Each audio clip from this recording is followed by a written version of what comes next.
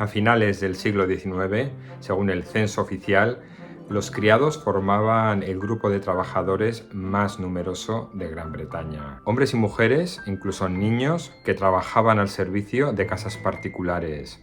Mayordomos, amas de llaves, lacayos, doncellas, cocineras, niñeras, mozos de almacén, guardeses, jardineros, planchadoras... En definitiva, una variedad de puestos correspondientes a cada tarea determinada. Se crearon dos mundos, dos clases sociales viviendo bajo el mismo techo, lo que se conoció como los de arriba y los de abajo. Hoy nos detendremos a observar este fenómeno que marcó toda una era.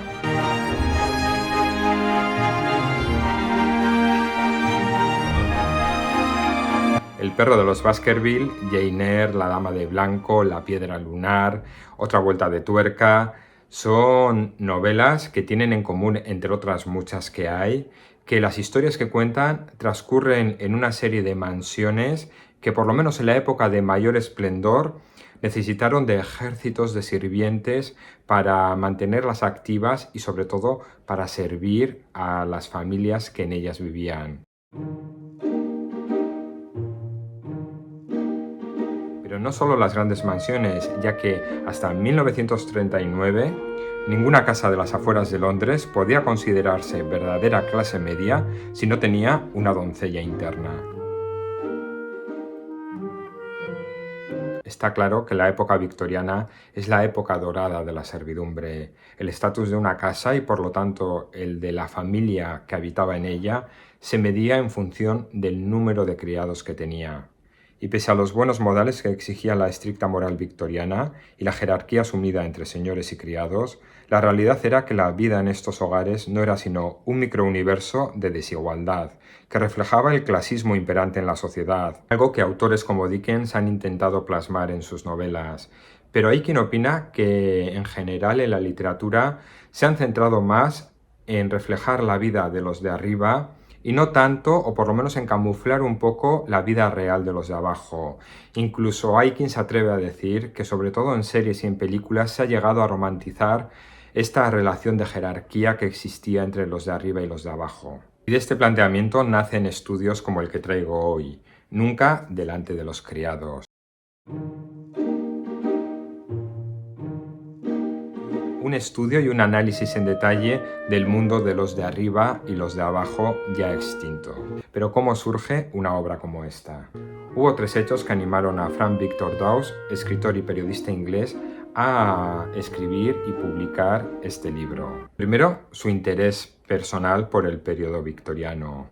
Segundo, que su madre fuera en su juventud empleada doméstica, habiendo entrado a trabajar como criada con la temprana edad de 13 años. Y tercero, y curiosamente, el éxito y el auge que tuvo en su momento la famosa serie británica Arriba y Abajo, que, según opinión del propio Frank, idealizaba un poco la relación entre familia y servicio. En aquel entonces no había mucho material publicado sobre la verdadera vida de los criados, porque hay que tener en cuenta que muchas doncellas y lacayos en aquel entonces, cuando estaban sirviendo, apenas sabían leer y escribir, por lo que rara vez podían reflejar cómo se sentían. Por eso a Frank se le ocurrió publicar un anuncio en el Daily Telegraph solicitando a aquellas personas que hubieran trabajado en el pasado como sirvientes les enviaran sus cartas contándoles sus vivencias y sus historias personales.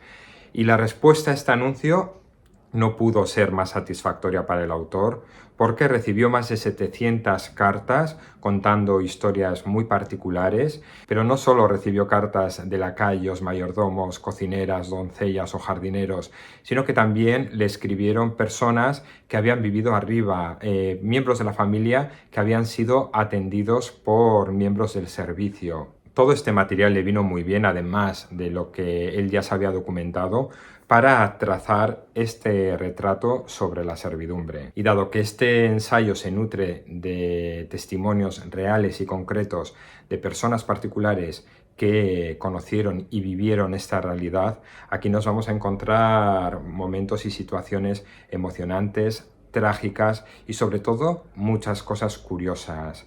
Cosas como las que os cuento a continuación.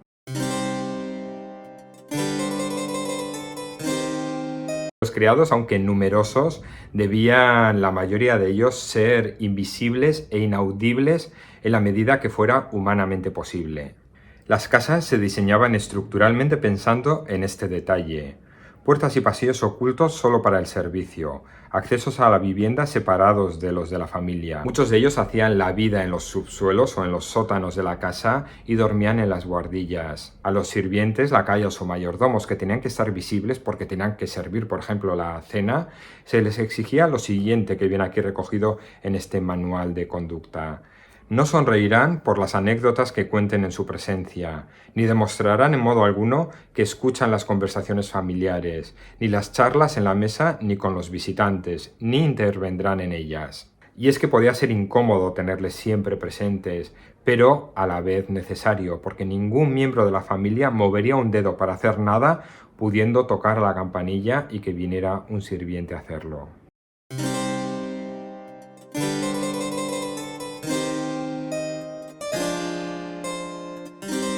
Por mucho que se jactaban afirmar que los criados eran miembros de la familia, en el fondo también había mucho miedo, mucha desconfianza, porque había robos, y en los robos domésticos muchas veces estaban implicados miembros del servicio. Por eso podía ser algo habitual que un mozo, un lacayo, durmiera junto al mueble de la plata, o que una señora pusiera a los pies de su cama sus joyas o sus pertenencias más valiosas. Incluso que propietarios y mayordomos fueran a menudo armados.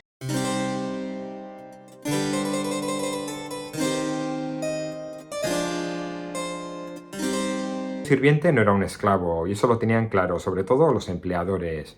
Un criado podía abandonar la casa, podía despedirse, podía renunciar a su puesto, irse libremente, pero ojo, porque si no contaba con una carta de recomendación de su empleador, difícilmente podría buscar trabajo en otra casa. Así que, dado el caso, debía de despedirse del servicio. Hay una anciana que recordaba en una carta: las doncellas no tenían libertad, estatus social ni privilegios. A mi entender, el sistema era una prolongación de la esclavitud, con la diferencia de que podías presentar tu renuncia y marcharte en vez de tener que quedarte de por vida.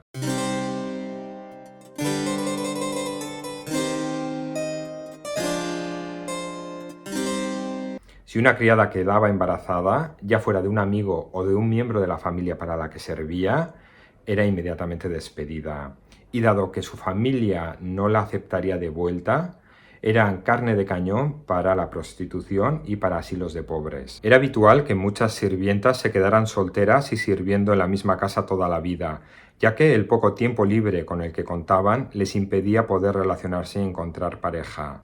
Y especial cuidado tenía que tener la doncella personal de la señora, porque aunque es verdad que gozaba de una situación privilegiada en la jerarquía de los criados, estaba en los puestos más altos, a veces se veía obligada a someterse a los flirteos y a los caprichos del señor, y muchas veces siendo la esposa conocedora de todo esto y haciendo la vista gorda. Y es que una señora podía tener a su doncella alejada de pretendientes escondiendo sus encantos con horribles uniformes muy almidonados, pero no podía hacer nada en contra de los depredadores que tenía en la misma familia.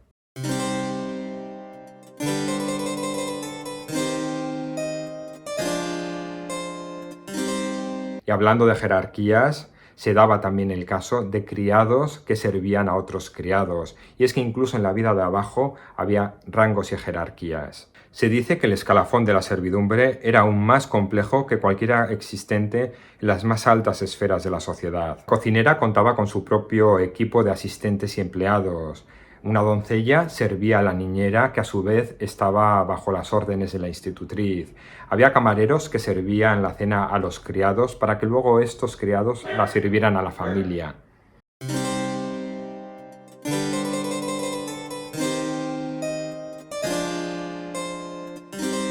Hecho curioso es el de los uniformes.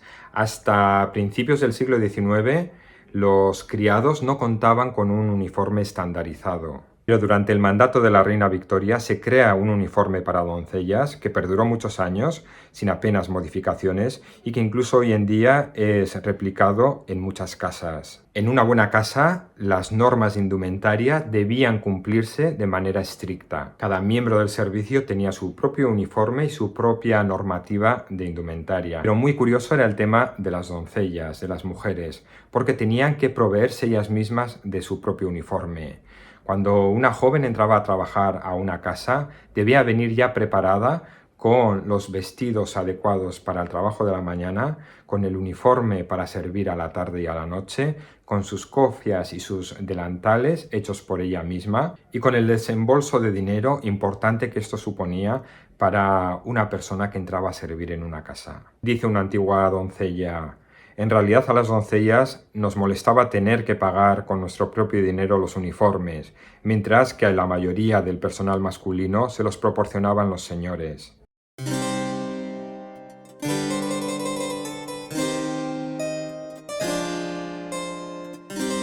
La temporada alta de la vida social londinense, entre mediados de mayo y mediados de agosto, suponía para los criados una época de trabajo extra para atender a sus familias y prepararles para los eventos, las fiestas y las presentaciones. Debían aumentar considerablemente sus jornadas ya maratonianas.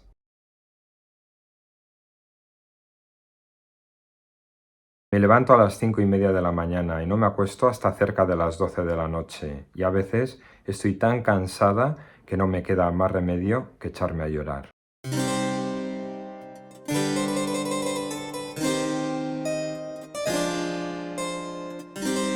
Curiosamente, pese al poco tiempo libre con el que contaban, pese a estas jornadas laborales maratonianas que dejaban a cualquiera exhausto, contaban con energía suficiente como para divertirse cuando estaban reunidos en el sótano. Que el autor menciona que muchas cartas de las que recibió coinciden en destacar lo mucho que conseguían divertirse en el sótano. Es que pese a todo, muchos de ellos contaban con la capacidad para poder sonsacar unos momentos de alegría, de diversión, de risa y poder llevarse unas migajas de felicidad.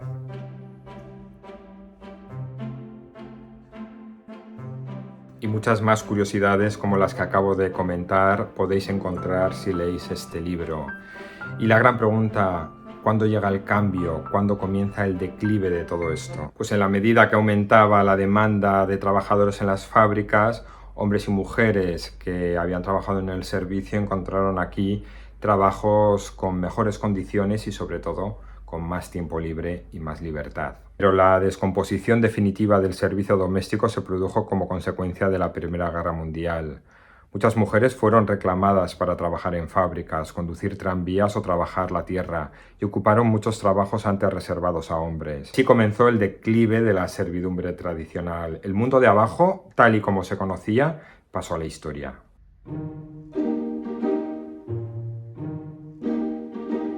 En fin, que este es un ensayo interesante, curioso y entretenido que nos muestra una realidad cruda, sobre todo para muchas mujeres en muchos casos, la realidad de unas personas que trabajaban para servir a otras y que conformaron en sí misma una clase social, una realidad que quizás se haya idealizado y que en muchas ocasiones igual no corresponde a lo que nos han querido vender.